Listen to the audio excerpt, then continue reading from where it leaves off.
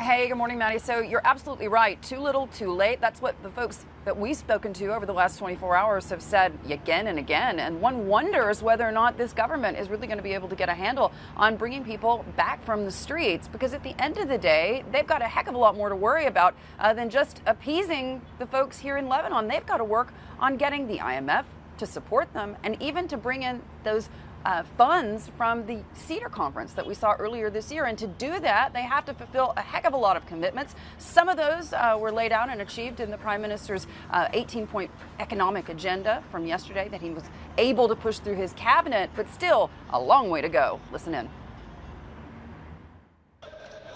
In a sign of just how worried Lebanon's political elite have become, as hundreds of thousands took to the street for days in nationwide rallies, the Prime Minister finally managed to push through a long-awaited package of economic reforms, as well as a 2020 budget with his cabinet's full approval.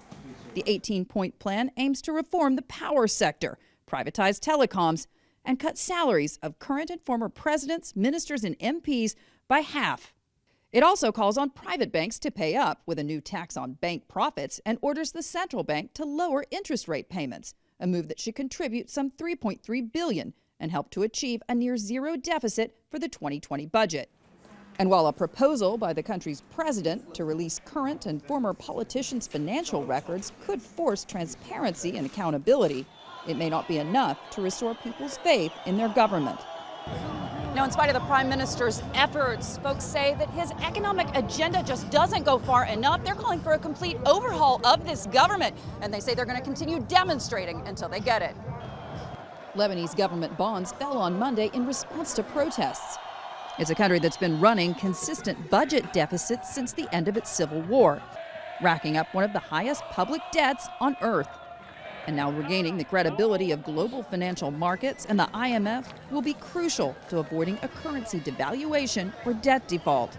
Now, while these demonstrations remain largely peaceful, even festive, as you can see behind me, decades of political and economic mismanagement have left this country's financial system crippled. Banks are going to be closed, and many worry that these protests are actually going to be the catalyst for a final economic reckoning.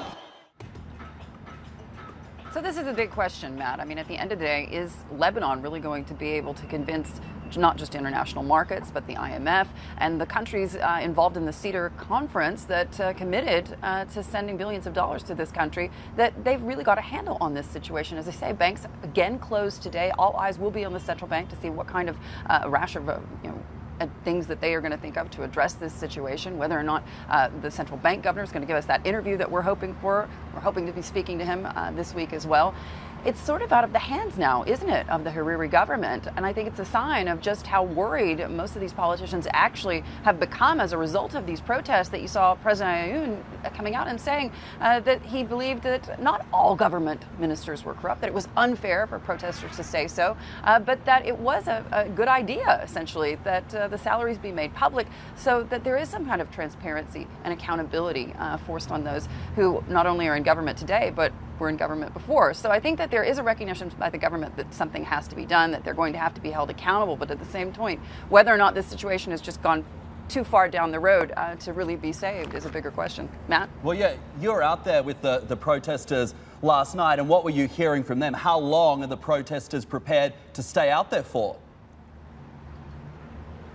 Now, essentially what we saw in the last 24 to 48 hours is a real shift in the dynamic. I mean, last night, what I noticed more than anything was a shift to younger people. I mean, this was a great big party, and nobody does a really good party like the Lebanese, as you very well know.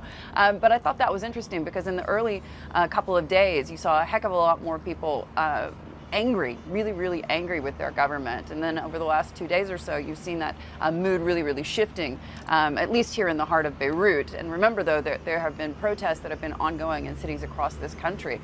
But the protests here in Beirut last night that we attended, full of young people, extremely festive, full of hope.